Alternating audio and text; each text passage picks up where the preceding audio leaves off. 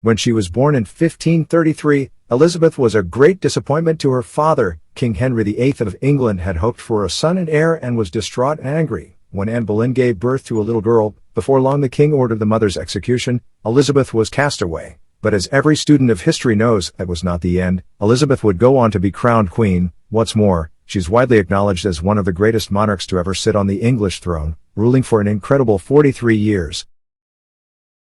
To her fans, Queen Elizabeth I was the finest of the Tudor monarchs. She was well-read and highly intelligent. Under her, a golden age of English culture flourished, while she even managed to establish a middle way between extreme Catholicism and extreme Protestantism, bringing to an end many years of sectarian discord. However, to her detractors, Elizabeth was not all she appears to be. For them, she has benefited from centuries of revisionism when, in reality, she allowed England to become almost ungovernable. Not surprisingly, a number of myths and misconceptions about Elizabeth have been put forward over the years, and many of them endure to this day. So here we separate the historical fact from the historical fiction. Number 16. Myth: Elizabeth died as a young child and was replaced by a boy, and he went on to rule as a queen. One of the most bizarre and most enduring myths surrounding Queen Elizabeth is that she was actually a man. Some scholars attribute this to simple chauvinism, that is, over the centuries some people have refused to believe a woman could rule in such a wise and dignified manner. Notably, however, even learned, intelligent people have believed in such a conspiracy theory. For instance, Bram Stoker, the author of Dracula, was one of many who believed that Elizabeth died at a young age and was secretly replaced by a young boy who grew up to sit on the throne. It is true that Elizabeth was sent away from London to the small city of Bisley at a young age. Her father Henry VIII wanted her to be safe from the plague that was sweeping through the cramped city. According to the legend, she still fell ill and died, distraught and worried that the king would have her executed. Elizabeth's nurse found a young, girlish-looking boy, wrapped him in blankets and pretended that he was really the princess. It's also alleged this is the reason why Elizabeth remained unmarried. She couldn't be intimate with anyone lest her secret be revealed. However, all serious historians have dismissed the theory as pure fantasy. After all, it would have been almost impossible to keep such a secret, especially since the Queen had many enemies. Number 15. Fact: the young Elizabeth was neglected, and her governess even had to beg King Henry for clothes for the child. Unlike most princesses, Elizabeth didn't enjoy a life of luxury as a young girl. Just before her 3rd birthday, her father, King Henry VIII, ordered the execution of her mother, Anne Boleyn. Young Elizabeth, who had been doted on by both parents even though they had both hoped for a boy, was suddenly declared to be illegitimate. The child's governess, Lady Bryan, feared for her safety, so she took her away from the royal court, away from the unpredictable and often violent King Henry. The king spared his daughter's life, but he cut off all support for her. According to sources from the time, Lady Bryan, Elizabeth's governess, was forced to petition the king, asking for his help. The young girl had been so neglected that she had outgrown her clothes and was in desperate need of new ones.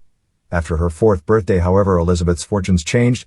Lady Bryan was replaced by a new, younger governess called Catherine Champernowne. She oversaw her young charge's early education and ensured that she grew up in the relative comfort of a stable family home.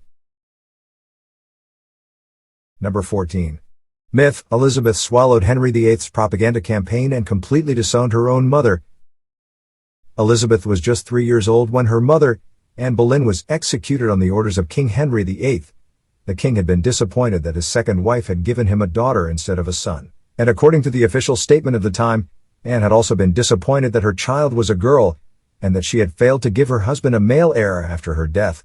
The royal court issued lots of propaganda aimed at tainting the name of Anne, accusing her of treachery and even witchcraft. Since she grew up in such an environment, some have speculated that Elizabeth grew up to resent her own mother. All the evidence suggests that this was simply not the case. Famously, while a young woman, and indeed for much of her adult life, Elizabeth wore a special ring. The ring was fitted with a little door. When this was opened, she could look at a tiny portrait of her mother. She had the picture painted by an artist who had known Anne Boleyn personally, and she managed to keep the commission a secret from Henry.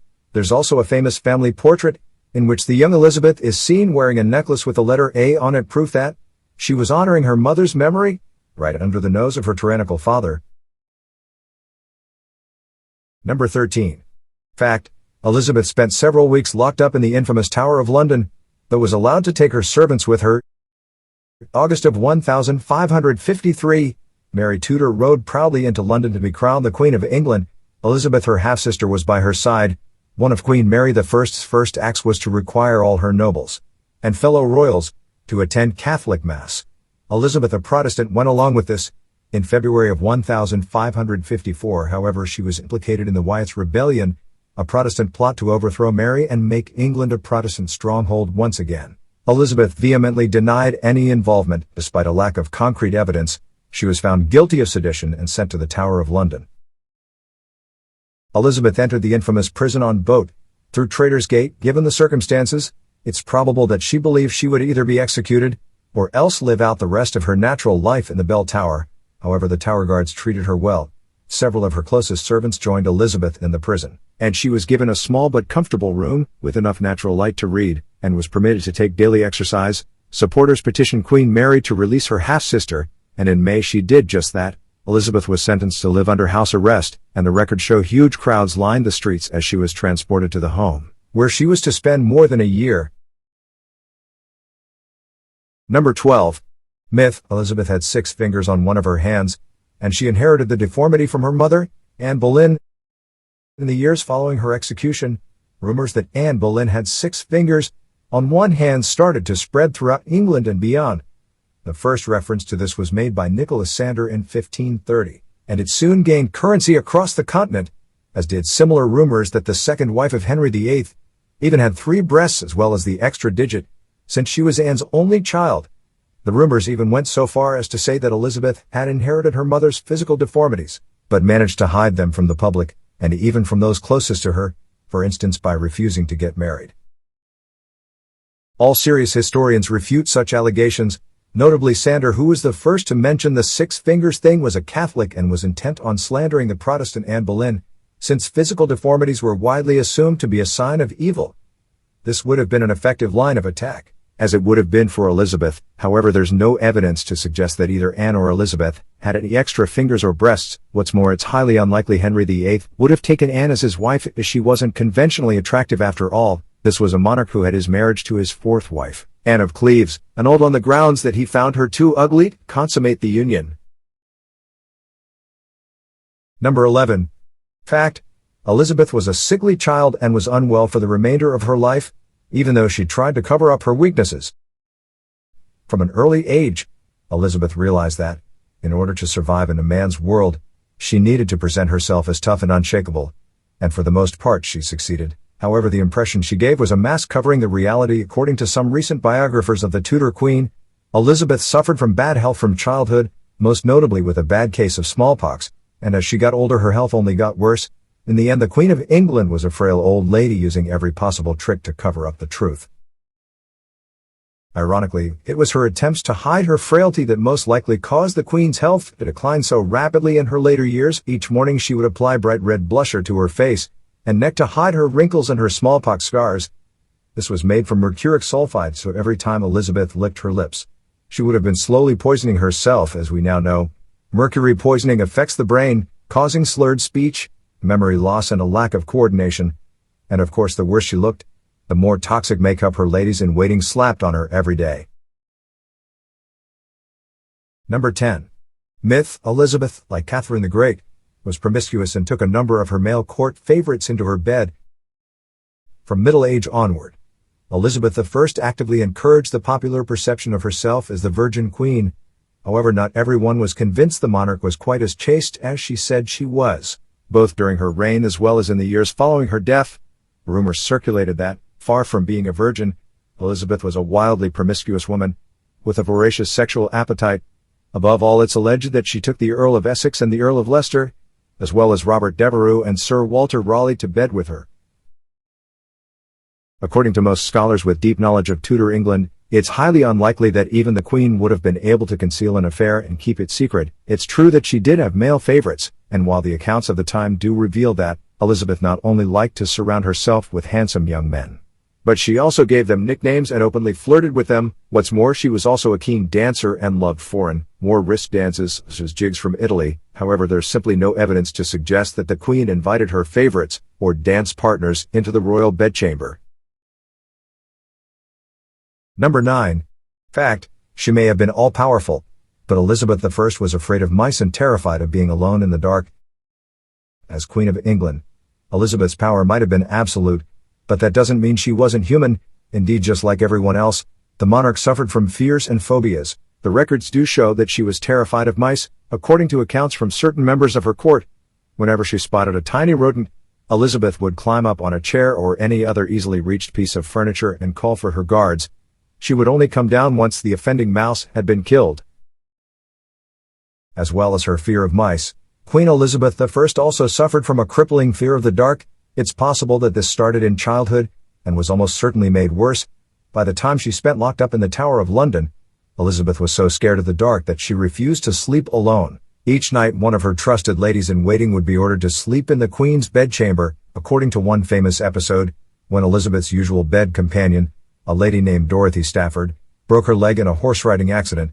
The monarch demanded that another friend, Mary Scudamore, be fetched at once. Her trusted ally, the Earl of Sussex, was undoubtedly well rewarded for ensuring Scudamore reached the royal bedchamber before dark. Number 8. Myth: the Virgin Queen had at least one secret, illegitimate child, probably fathered by her cousin and one true love, the Earl of Leicester.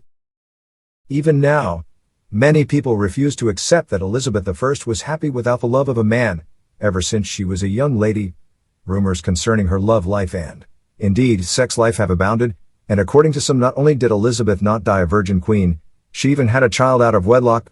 Moreover, she conspired to keep the illegitimate son or daughter a secret all her life. Above all, it's alleged that her close friendship with her cousin Robert Dudley, the Earl of Leicester, had produced a child. Upon her coronation, Elizabeth argued that having children would just be a distraction. She said, "Do not upbraid me with miserable lack of children, for every one of you and as many as are Englishmen are children and kinsmen to me." But more compellingly, most historians agree that it would have been almost impossible to keep any pregnancy secret. Elizabeth lived her life in a bubble with no real privacy. What's more, it's believed the King of Spain, a Catholic keen to undermine Protestant Elizabeth any way possible, had spies in the English court, including maids who would check their royal bed sheets to ensure the monarch was menstruating. Number 7. Fact: the legend that Elizabeth was sat under her favorite oak tree when she was informed she had become queen is most probably true. Many legends regarding royals are believed to be, if not completely made up, then certainly exaggerated. However, there's plenty of evidence to suggest that Princess Elizabeth was indeed stood underneath a mighty oak tree. When she learned she was queen, the tree in question stood in the grounds of her childhood home, Hatfield House, just outside of London. It was some distance from the palace, making it a favored spot for the princess when she wanted to enjoy some rare solitude with her beloved books. According to the accounts of the time, Elizabeth was with her closest ladies-in-waiting and sat under the tree on the afternoon of November 17, 1558. A rider from London had to ask the Hatfield staff house where she was. When he did find her, he informed the young Elizabeth that Queen Mary I was dead. She would inherit the throne. What's more, though the coronation wouldn't be for another 2 months, Elizabeth assumed the powers of the monarch there and then. Sadly, the actual tree died and was removed many years ago, though another oak has been planted in its place, with a plaque explaining the historical significance of the location. Number 6. Myth: Elizabeth was quiet, calm, and rational, unlike her hot-tempered famous father. In some movie depictions of Queen Elizabeth I, the monarch is portrayed as calm and collected at all times, even when she is shown to be displeased. She nevertheless keeps her cool, preferring a look of contempt or understated, but sharp put down to a full-on tantrum. However, by all accounts, such an image of Elizabeth is highly inaccurate. She was, it should be remembered, the daughter of King Henry VIII, a man not known for his patience and gentleness. Similarly, her mother, Anne Boleyn, was independent and often outspoken, qualities that at first attracted Henry and then repulsed him. It seems their daughter inherited her fierce temper from both her parents. From the available evidence, it seems that Elizabeth's fits of temper were relatively frequent and always unpredictable. She especially hated hearing bad news. According to one account, when her private surgeon advised her that a chronic pain in her arm was the result of a cold rheumatic humor, she interpreted this as a sign of aging. She was livid and banished the surgeon not only from her sight but from the royal court. As she continued to get older and suffer health problems, including a crippling leg ulcers, she became even less patient with her underlings, and her temper tantrums became more frequent and more violent. Number 5. Fact: Elizabeth had black teeth. and far from being embarrassed about it may even have smiled at foreign dignitaries with pride. Not one of the many portraits made of Queen Elizabeth show the monarch with black teeth. After all, the artists were always keen to show their subject in the best possible light. To do otherwise might have seen them thrown in the Tower of London, but that doesn't mean Elizabeth had excellent oral health. Quite the opposite, in fact. There are a number of examples of visiting ambassadors and other foreign dignitaries commenting on the state of Elizabeth's teeth. According to most accounts, while she had a full set, quite an achievement for the 16th century, her teeth were almost completely black. But while today such blackened teeth might be the cause of shame, for Elizabeth and other European royals, it was a source of pride. According to the accounts of the time, the Queen had a notoriously sweet tooth, and was especially fond of candied violets. She ate so much sweet stuff that inevitably her teeth started rotting from a relatively young age. But since only the rich could afford snacks made with sugar imported from the New World, black teeth were widely regarded as a status symbol and an indicator of not just great wealth, but also cosmopolitan tastes. Number 4. Myth: Elizabeth was educated, literary, and even wrote Shakespeare's plays, but let the bard take the credit. From the mid-19th century onward, certain literary and some not-so-literary critics have argued that William Shakespeare didn't actually write most of the works attributed to the bard. That is, it's thought that he could have taken credit for another writer's work. Among the names most commonly put forward as the real bard are Christopher Kit Marlowe, Francis Bacon, and Edward de Vere. However, the argument for Queen Elizabeth writing plays, such as Hamlet and Much Ado About Nothing, has also been put forward, and it's a theory that, whatever the evidence presented to the contrary, refuses to go away. Much of the doubt surrounding the authenticity surrounding Shakespeare's plays may be down to simple snobbery. After all, he was from a relatively lowly family from small-town Stratford-upon-Avon. In comparison, Queen Elizabeth was well-educated, well-read, and, according to her tutors as well as to the many diplomats and dignitaries she corresponded with over the years, she was an excellent writer. However, there is zero evidence that the literary monarch actually wrote plays or fictions of her own, let alone allowed Shakespeare to take credit for her work. What's more, several of Shakespeare's plays were released in months and years after Elizabeth's death in 1603. Number 3. Fact: Elizabeth had a fascination with the occult, and even invited astrologers and seers into her inner circle. Elizabeth I may have been a well-educated lady with a keen interest in science, but she also had a fascination with the occult and magic, by the standards of the 16th century. However, this was perfectly normal. At that time there was no contradiction between having a scientific mind and a passion for reason, and at the same time placing faith in astrology. However, Elizabeth was unique among English monarchs in that she surrounded herself with mystics and self-proclaimed seers. Chief among them was John Dee, the most famous occultist of the age. Dee was personally invited to the royal court by Elizabeth. She read his key work, Monas Hieroglyphica, and wanted him to explain it to her personally. Dee was by no means the only practitioner of magic or astrology in Elizabeth's close circle. She would regularly welcome visiting occultists to her palace, granting them an audience and allowing them to read her star charts or try and predict her future. Notably, such was her faith in astrology that she even ruled that she was to be officially crowned Queen of England on January 15, 1559, a date specifically chosen for her by Dee. At the same time, however, Elizabeth was a devout Christian and helped place the Protestant Church at the heart of the English state. Number 2. Fact: Elizabeth was vain, and her determination to stay beautiful became more intense as the years passed. Queen Elizabeth might have been well-educated and highly intelligent, but she also possessed great pride in her appearance. How other people thought she looked mattered a lot to the monarch. As a young woman, she didn't need to make much of an effort to impress. According to the accounts of the time, Elizabeth was one of the most desirable young ladies in all of Europe, and not just due to her social status and wealth. However, as the years passed and her youthful beauty began to fade, the Queen worked extra hard to hold onto her reputation as being blessed with both brains and beauty. According to the accounts of her ladies-in-waiting, Elizabeth needed a long time to get ready each day. She would line her eyes with charcoal, and her face, hands and neck were then painted with a mixture of white lead and vinegar. And of course, like many ladies of the time, she wore a wig every day. What's more, Elizabeth was always determined to be the most eye-catching woman in the room. She would always dress in colorful gowns made from rich materials, while she would insist that her ladies-in-waiting would only wear plain black or white gowns. Number 1. Fact: Elizabeth I was a genuine polyglot, capable of speaking 10 languages like a native. Over the centuries, England has been ruled by monarchs of varying intelligence, but Elizabeth I was almost certainly one of the kingdom's most intellectually blessed rulers. She was well-read, especially for a woman in the 16th century. What's more, her reputation as being an expert in languages is well-deserved. According to the records, Elizabeth was a true polyglot, and her expertise in a number of different tongues helped her rule over a divided kingdom and negotiate directly with foreign allies and potential enemies. As a young girl, Princess Elizabeth learned Welsh from her nanny and mistress. She was then taught French, Latin, Greek, and Italian by her private tutor. Such an education would have been pretty standard for a girl of her social standing at the time. On top of this, however, Elizabeth could speak Spanish, Dutch, Scottish, Irish, and even Cornish, bringing her total up to 10. Notably, foreigners commended the Queen for her linguistic skills. For instance, when Giovanni Carlo Scaramelli, the ambassador of Venice, visited England in 1603, he and the Queen conversed in Italian. He remarked she possessed these languages so thoroughly that each appeared to be her native tongue.